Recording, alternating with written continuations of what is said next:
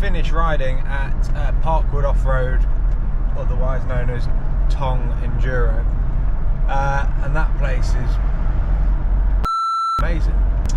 Hard work. I found it hard work. I'm by no means a seasoned off-road rider. I've only been riding off-road for probably about 6 months, and it's amazing up there. It's got everything that you want to try and sort of get into enduro, but my god, I am absolutely knackered. I managed about 3 hours, but anyway, hope you enjoy, and see you next time.